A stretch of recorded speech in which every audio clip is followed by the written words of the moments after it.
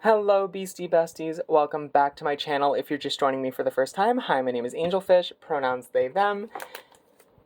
It has been a long time. This is long overdue, but welcome back to Checking In with Monster High. This is an ongoing series on the channel where I basically try to do semi-regular recaps of things going on in the Monster High world in this era that we are in with the brand's comeback since 2022. And oh my god, I am so sorry. Apparently I just love making more work for myself because this video is long overdue. I am so sorry, guys. I meant to get another installment of this out during the summer, and that would have encapsulated a lot of the stuff that came out during then, which was a lot.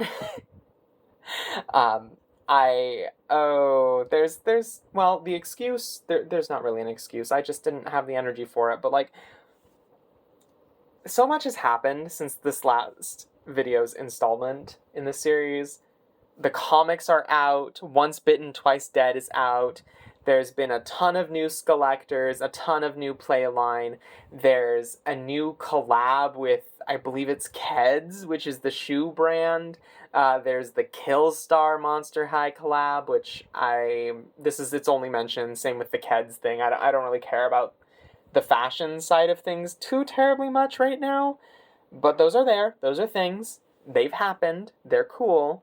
Ish, I guess. I don't know. There was the announcement that apparently Universal Pictures is going to be making a live-action theatrical Monster High movie based around G1.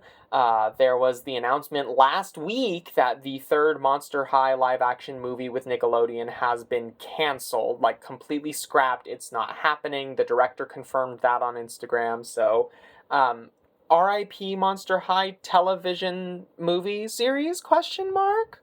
Is it really rest in peace? I mean, I like the movies okay enough, but like, honestly, I can live without the third movie if you ask me, but that's just my opinion.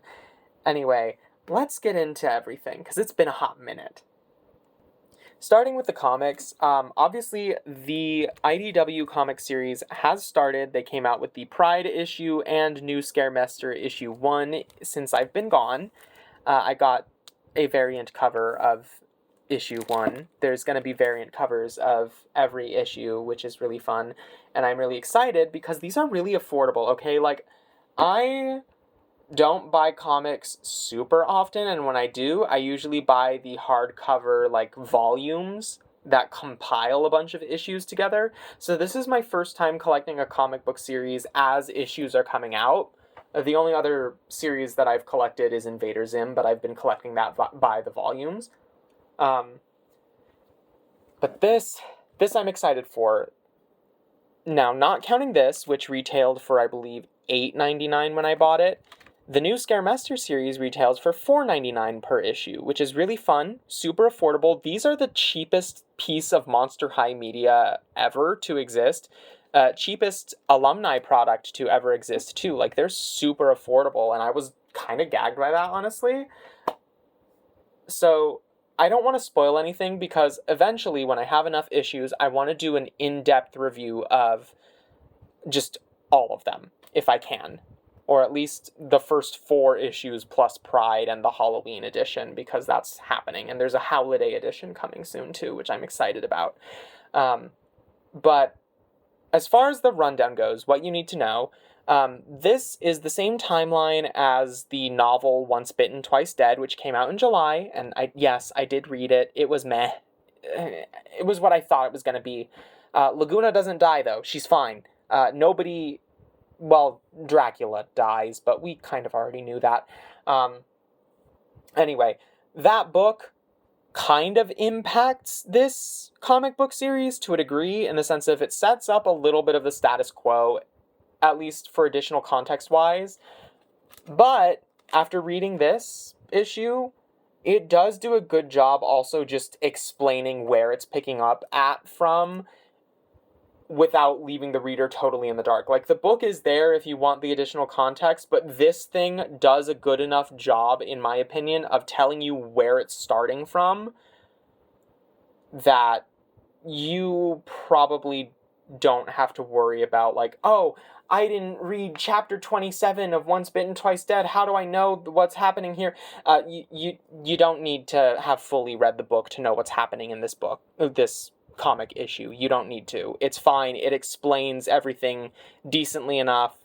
So if you want to completely skip Once Bitten, Twice Dead for the new Scaremaster first issue, by all means go ahead. And you don't even need New Scaremaster, not New Scaremaster, you don't even need the novel to know what's going on in the Pride issue. Like, this is completely unrelated to Once Bitten, Twice Dead. Like, nothing aside from the fact that Toralei and Claudine are together in it is impacted by the book. Like, the book has no bearing on this stuff so far, which I'm really excited about, because I love it when they don't force you to buy the accompanying novel, okay? I love it when they do that, because what if I don't want to? Novels are expensive. Comics are easier to collect because they're more affordable. So I love that they've done that. Enough rambling about that, though, because it's time to talk about other things. Okay, so as far as collectors go, so RuPaul happened. RuTall, I should say. Jeez, she doesn't fit in frame. She was in June. I love this doll so much. I'm so sorry I never got a review out for you guys. I meant to, but things just didn't happen this summer for a lot of reasons that I won't get into. I took her crown off just because RuPaul doesn't wear a lot of headbandy crown type things like that. She's worn headpieces before, but they're usually like headbands and not like a crown like that. I just wasn't vibing with it, so I took it off. But the wings are cute. I take them off to display her on the shelf, but I put them on for the video because I do genuinely love the tooling for the wings. I love that her contouring is done like fish scales. Like, if you look closely enough, a lot of people were like, this is a weird way to do contouring. Babes, it's fish scales. They're fish scales. She's a dragon girly. So she's got, God, she's so tall. So tall.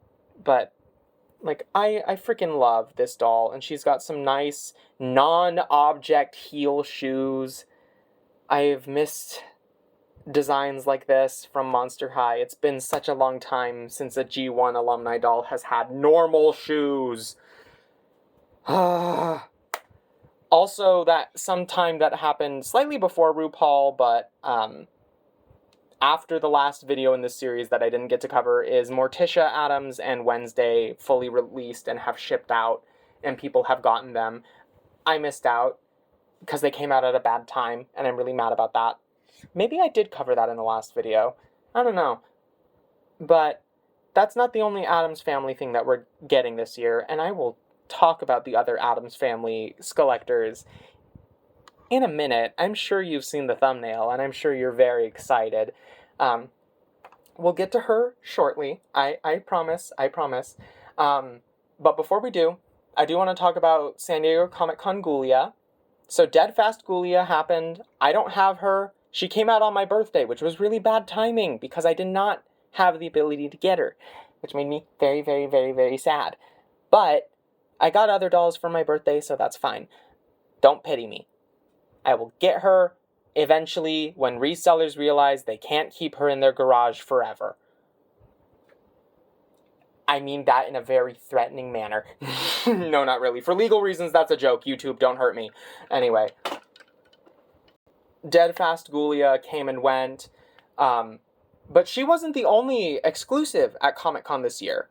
Because also at the Monster High booth, they brought back the Mega Blocks, like mini dolls, for Monster High. Now, I didn't have a super big attachment to those when I was a kid because they came out in like 2015, so I was already not super paying attention to Monster High at that point in time because, well, I'm gonna say it, Boo York, and Fright's Camera Action were the straws that broke the camel's back for me when it came to Monster High when I was a kid.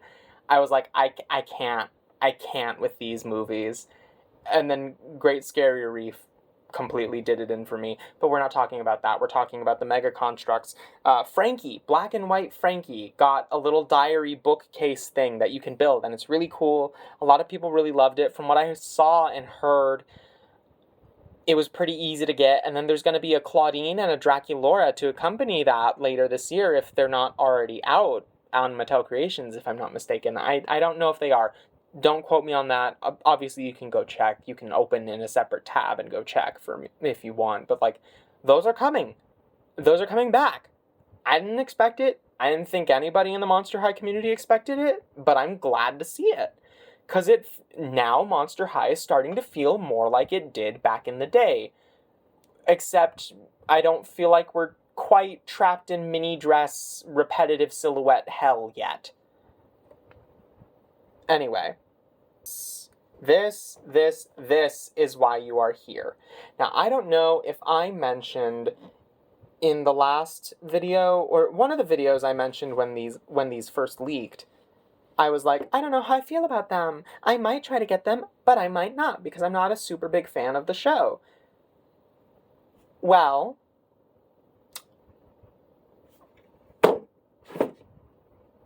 here's Enid. Okay, so listen. There are other Monster High collectors that have Skelectors that have released for movies that they don't give a fuck about, and they've admitted to not giving a fuck about. Now it is my turn to do that exact same thing, because I love the characters, I love the character design. I just thought the show was okay.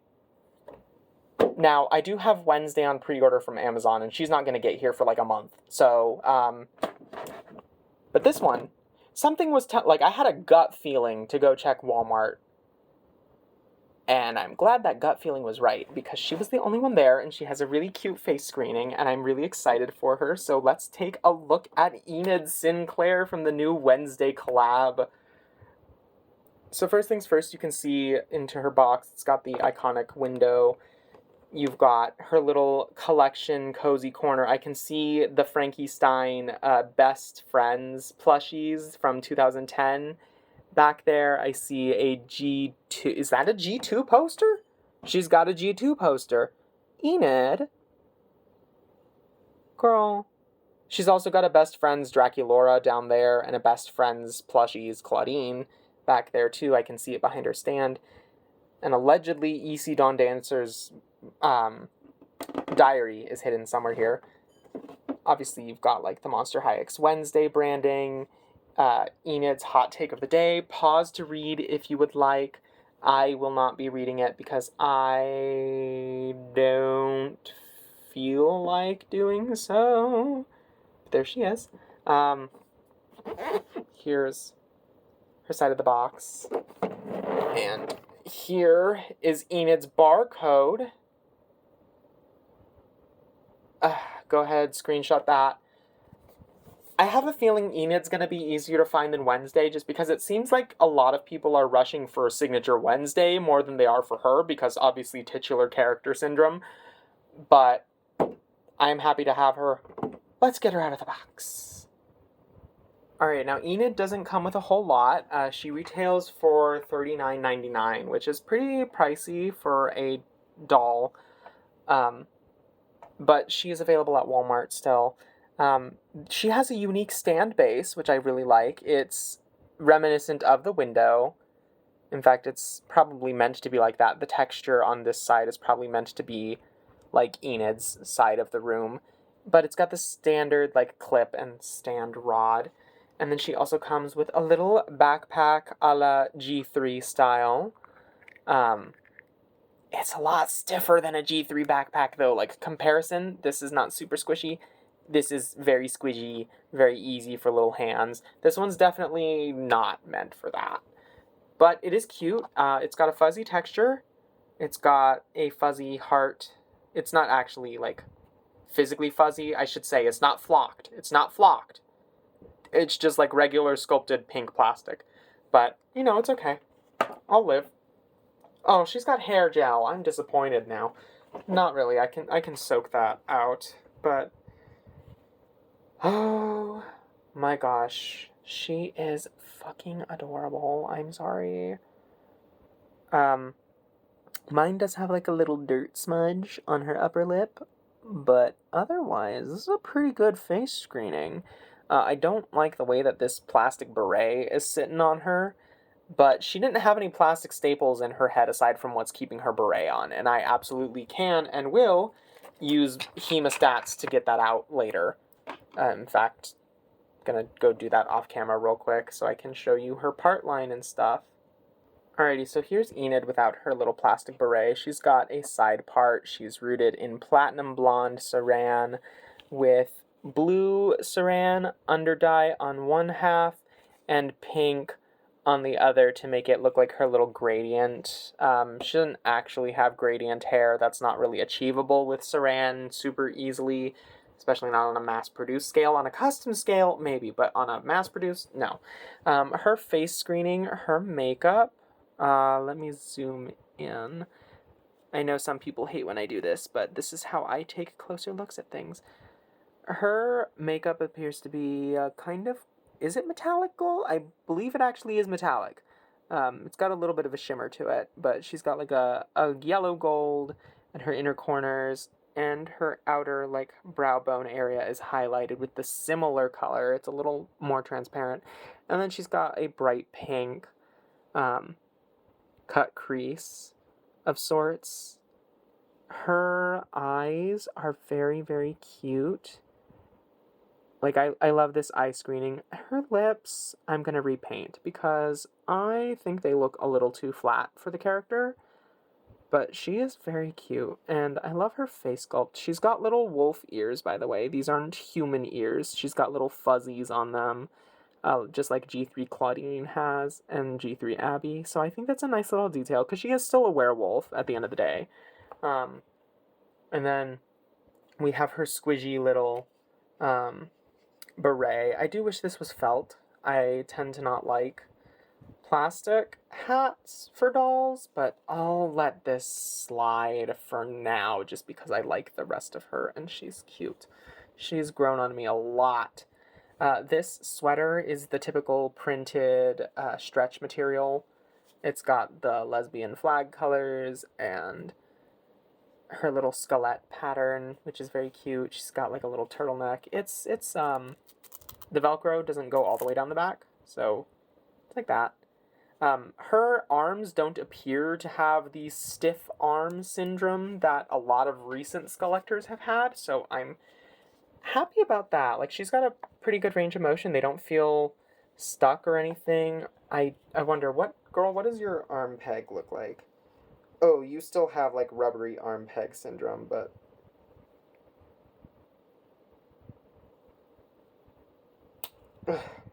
Oh, she does.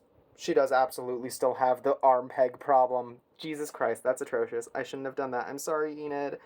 I'm sorry. I thought that they would have fixed it for you, but they didn't. They hate us. Now her arm won't go back in properly. No. See, it's like stretched out and stuff. I'm gonna just nail clipper that part off and put her arm back on. But now it's not going to be locked in place. Okay, Mattel, the tooling for that needs to be done away with. Give it the G2 tooling, please, I swear to God. Anyway, she's got new hand sculpts. They're very rubbery, very flexible hands. Cute little painted nails. Is that white or yellow? I can't tell. I think it is white. Pink, purple, fuchsia. This one's yellow.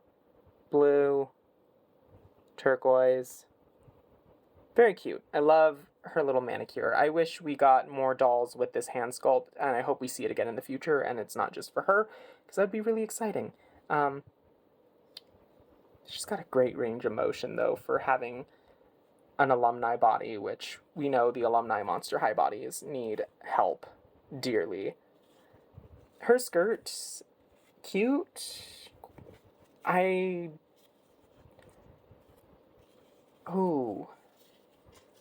feel like it's not made to fit her super well, though. Like, it's supposed to be high-waisted, but it doesn't... First of all, it should have a crotch catch. Second, but it doesn't. Secondly, I feel like it's made to fit more of a G3 or a G2 body than it is to do the traditional G1 sway back body, but okay. It's not fitted super well to her. These leggings are cute. Oh, are the leg warmers one piece with it? They are. That's disappointing. I'm gonna take a seam ripper to these later and fix the layering on this, because the leg warmers should be on the outside of the leggings, not the other way around. No one wears leggings and leg warmers like this. Mattel. No one does that. Ever. And then we have her little stuffed animals on her shoes. The dreaded object heel that we all know of, but I suppose these are cute. I'll begrudgingly give these a pass, because I don't have to see the stuffed animals from the front, and they're cute from the front, but then you turn them to the side and you're just like, oh, okay. I mean, I don't know what I was expecting, but I'll live. I've already run out of things to talk about with Enid, but she is really cute and I'm really happy with her. I'm glad I got her first, especially because my Wednesday isn't supposed to ship until like mid-September, which makes me very sad because I really, really, really want Wednesday. Although right now I think that's for the best anyway, because the semester is just starting and your girl got to pay for textbooks. So anyway, I think for $40, I mean, I love her, but also I wouldn't recommend her for like a super young kid, or like, I don't know. Is there an age recommendation on this box? I don't actually see one. For ages 6 to adult. Okay. So, yeah. I mean, I know little kids like Wednesday, so I don't know, maybe, but $40 is a bit much for her, though. But Monster High pricing has been a little weird with collector dolls anyways. Like, this is entry level, hopefully easy to find, hopefully easy to get, but $40 for a doll, a stand, and a bag. And a plastic hat. I love her. She's getting docked 3 points for not even coming with a certificate of authenticity for that price. Like, okay. Moving on to G3. And I know last time I did one of these videos, I had like 3 unboxings. Enid is the only unboxing in this video. Just because that's where I'm at right now. G3 has had a lot of things come out, and I have not posted about any of them on here, and I apologize greatly for that, because there's a lot to talk about, and like I said at the start of the video, apparently I just love making more work for myself. Anyway, we'll start with Spectra and work backwards, because she is the most recent G3 release. She came out in late July, around the time of San Diego Comic-Con. In fact, they debuted her there, technically speaking, which I think was okay, very cute. Glad to see G3 was at least represented in some way, shape, or form at Comic-Con, because it feels like Mattel doesn't want it there. Anyway, Spectra is pretty cute. She retails for $24.99. I got her as a birthday gift, like someone else got her for me, so I might be a little biased and say that she is one of my favorite G3 dolls right now. I love her saran hair. I love that her phone glows in the dark. I do wish her eyes glowed in the dark like Twyla's did, but you know what? It's okay. I'll live. I love that her transparent limbs are back. No disgusting Ari Hauntington frosted body. Whatever the heck that was. I hated that so much. It looked like marshmallow fluff in a bad way. This is nice. I'm glad we have this back. I'm glad we've gone back to tradition with the transparent limbs. That's great. She is also out at the same time as Caddy Noir. Now, I got my Caddy at Walmart all the way back in May. It's been a long ass time. And thank the stars I waited to cover her until now, because back when I first got her, everyone thought she was going to be a Walmart exclusive. Because a retailer that we all trusted was like, oh, Mattel stopped my order from going through for her, so I guess she's a Walmart exclusive. So she's not. She's available at Target and Walmart and Amazon. She's available everywhere. So, yay, round of applause. I'm actually really happy to see her on store shelves. I love her to bits. I have one that I've restyled already. I'm sure if you follow me elsewhere, you've seen her. She's adorable. She has saran hair too, and these little braids, which I don't think are saran, but they're soft enough. They're definitely not poly, which is nice. Although we do have a polypropylene headed doll to cover today. Also out right now at Target is the new exclusive line replacing Fabulous Pets for the holiday season, Fearbook. I have Toralei. I don't have Draculaura and Twyla yet, although I could go out and get them if I wanted to. But I'm going to save them for later because I don't feel like it right now. I really, really, really wanted Toralei from that line, though, and I got her with a birthday gift card, so I am really happy with her. I meant to do an unboxing of her on the channel, but that didn't happen. Anyway, she's really fun. I do think her shoes are a bit weird. They are like squinky material. Like, this is really squishy. This is really, really, really squishy.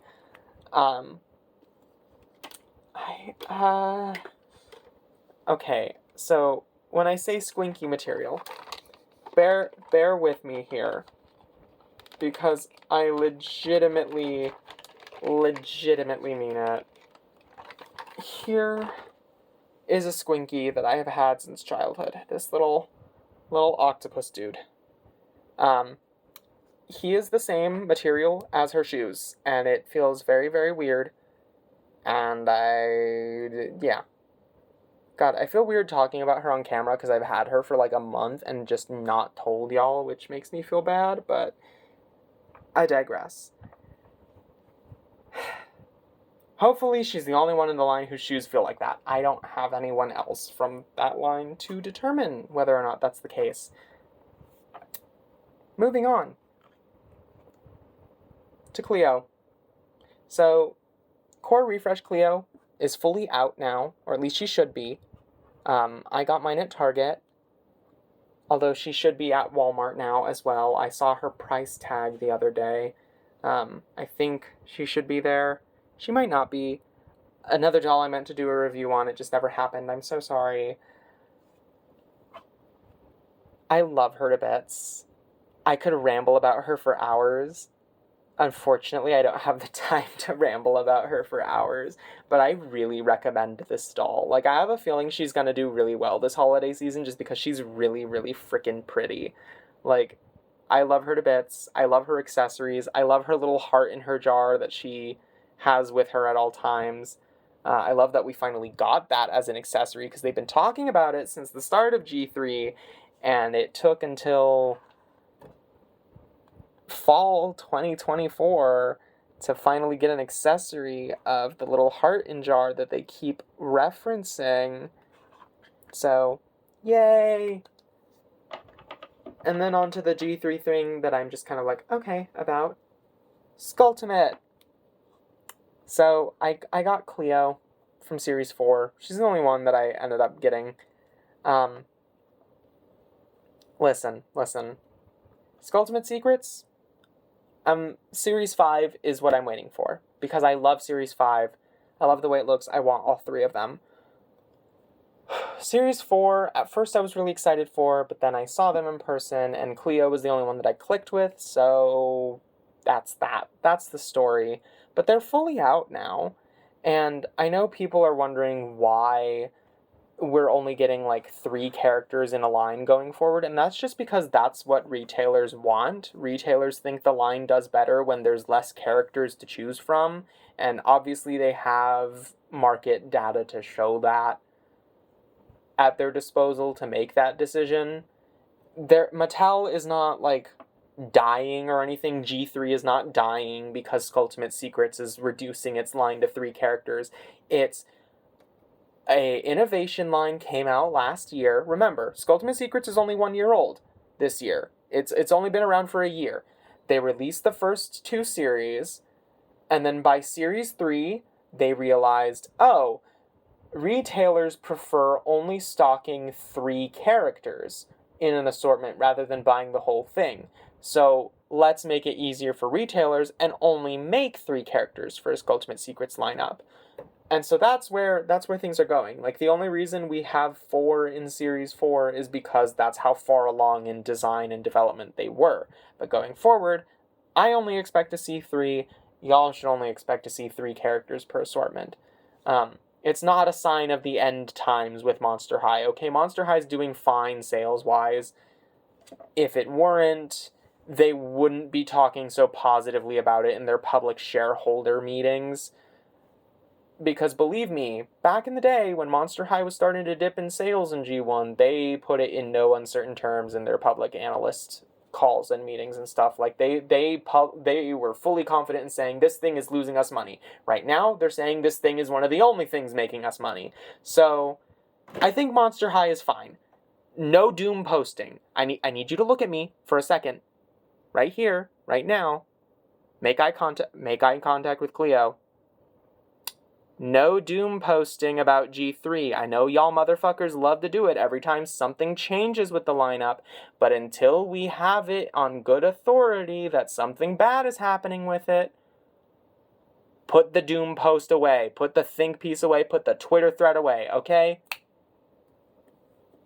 Anyway, thank you for coming to my TED Talk. I'm gonna let Cleo fall over off camera with a little dignity.